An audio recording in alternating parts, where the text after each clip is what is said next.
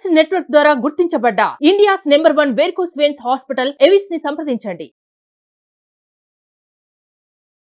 Hi viewers, India's largest digital media network Suman టీవీకి స్వాగతం. ప్రస్తుతం మనతో ఉన్నారు international certified happiness and mindfulness coach doctor అనూహ్య.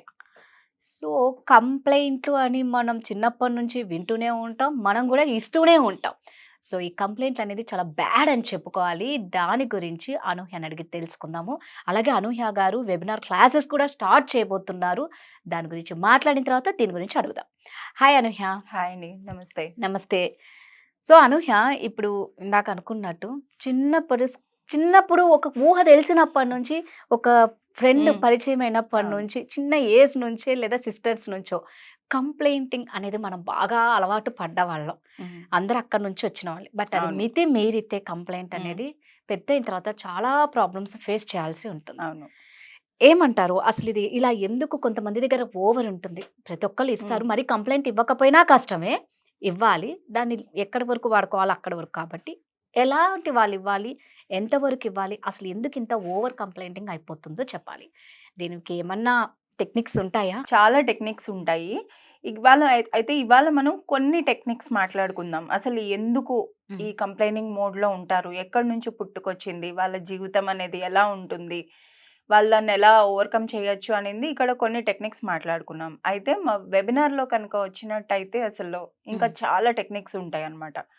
అవి మీరు విని చూసి ఫాలో అయ్యి ఖచ్చితంగా బయటపడవచ్చు కంప్లైనింగ్ మోడ్ నుంచి. సో ఈ వెబినార్ క్లాసెస్లో బోల్డ్ అన్ని టెక్నిక్స్ ఉంటాయండి. ఎవరికి ఎలాంటి రిలేటెడ్ అంటే మా దగ్గర ఈ ప్రాబ్లం ఉంది అన్నా కూడా వాళ్ళు మీకు మంచిగా సజెస్ట్ చేస్తారు. క్లాసెస్లో పూర్తిగా ఎక్స్ప్లెయిన్ చేస్తారనమాట. ఎవరు ఏ మాత్రం మిస్ అవ్వకండి. మనం ఫస్ట్ అయితే కంప్లైనింగ్ గురించి తెలుసుకుందాం. కంప్లైనింగ్ అనేది అసలు ఎక్కడి నుంచి పుట్టుకొచ్చింది? మన చిన్నతనంలోని ఏదైనా మన పేరెంట్స్ కంప్లైంట్ చేయడం, మన కోసం కానీ లేదా చుట్టుపక్కల ఉన్న వాళ్ళ మీద కంప్లైంట్ చేయడం కానీ వింటూ ఉంటాం. నెక్స్ట్ సిబ్లింగ్స్, అన్నదమ్ములు కానీ అక్క చెల్లెలు కానీ ఉంటే ఒకళ్ళ మీద ఒకళ్ళు కంప్లైంట్ చేసుకోవడం అలవాటు అవుతుంది. స్కూల్లోని క్లాస్మేట్స్ మీద, ఫ్రెండ్స్ మధ్యలో కంప్లైనింగ్ అదంతా అవుతుంది. అయితే ఇది కొంతవరకు సహజం, అందంగా ఉంటుంది. కొంతవరకు ఏదైనా కూడా మితి మీరితేనే, ఆ హద్దు అనేది దాటితేనే అది ప్రాబ్లంగా అవుతుంది. కొంతమందికి అది అలాగే కంటిన్యూ అవుతుంది.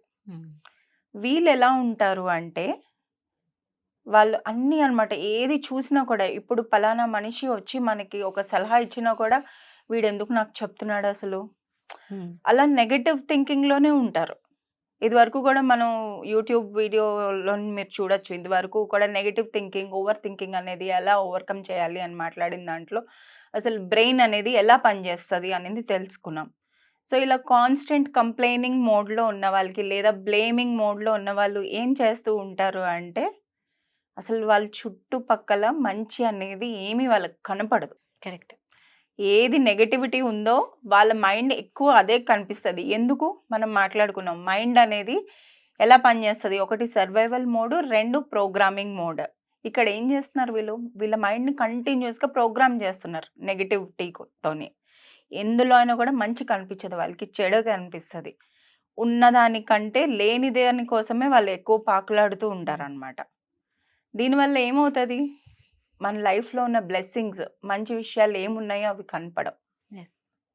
ఫర్ ఎగ్జాంపుల్ చెప్తాను, పిల్లలు చదవట్లేదు, అది చేయలేదు, చెప్పిన మాట వినలేదు, అది ఇది అని కంప్లైంట్ చేస్తూ ఉంటారు. కానీ పిల్లలు ఉన్నారు కదా మనకి, ఎంతోమంది ఉంటారు అసలు చాలా స్ట్రగుల్ అవుతూ బేబీస్ కావాలి అని కన్సీవ్ చేయడానికి ట్రై చేస్తూ అది అలాగా మనం ఉన్నదాన్ని ఎక్నాలెడ్జ్ చేయం. ఇది ఫస్ట్ డ్రాబ్యాక్ అవుతుంది. ఇంకా ఏంటి అంటే ఎప్పుడు కూడాను బ్లేమింగ్ మోడ్లో ఉండటం వల్ల వాళ్ళు చేసే పనులు కూడాను ఏమీ సరిగ్గా ఉండవు. ఎందుకంటే వాళ్ళ మైండ్ని సరిగ్గా యూజ్ చేయట్లేదు. అయితే ఇదంతా సింపుల్గా చెప్పాలి అంటే ఇది ప్రాబ్లం ఏంటి అంటే mind set problem. Negative mind సెట్లో ఉన్నారు వీళ్ళు. దీన్ని పాజిటివ్ మైండ్ సెట్లోకి వాళ్ళు మార్చుకోవాలి.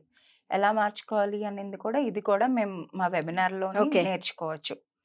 నెగిటివ్ మైండ్ సెట్ నుంచి పాజిటివ్ మైండ్ సెట్ ఎలా తీసుకురావాలి అనేది చాలా టెక్నిక్స్ ఉన్నాయి.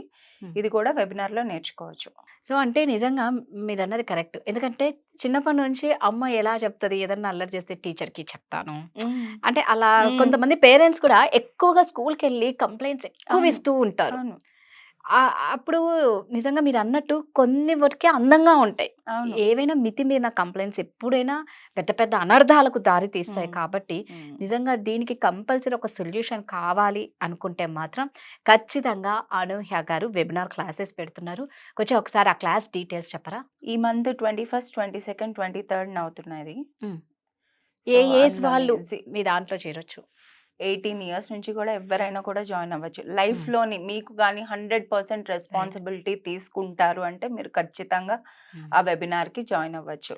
యాక్షన్ తీసుకుంటాము, మేమేదో సాధించాలి అనుకుంటున్నాము అంటే జాయిన్ అవ్వచ్చు. కానీ జాయిన్ అయ్యి ఏదో Time డబ్బులు pass చేయొద్దు. కట్టేసి టైం పాస్ చేయడం అది కాదు. రైట్. 100% మీ యాక్షన్స్‌కి మీరు రెస్పాన్సిబిలిటీ అనేది తీసుకోవాలి. ఇప్పుడు మీరు ఈ 3 డేస్ చెప్పే వెబినార్ క్లాసెస్‌లో ఏమేం టాపిక్స్ ఉంటాయి అనూహ్య? మైండ్ సెట్ ఒకటి ఇప్పుడు మాట్లాడుకున్నాం కదా అది. నెక్స్ట్ లిమిటింగ్ బిలీఫ్స్ అన్నమాట. మనం ముందుకెళ్ళాలి అంటే మనకి ఆపేవి కొన్ని ఉంటాయి. ఓకే. అవి చిన్నప్పటి నుంచి కూడా ఉండొచ్చు. ఓకే. మనం పెరుగుతూ వచ్చిన విధానం బట్టి కూడాను ఏదైనా కూడాను. మ్మ్. సో అవి ఏంటి అనేవి మీరు కనుక్కోవచ్చు అన్నమాట. ఓకే.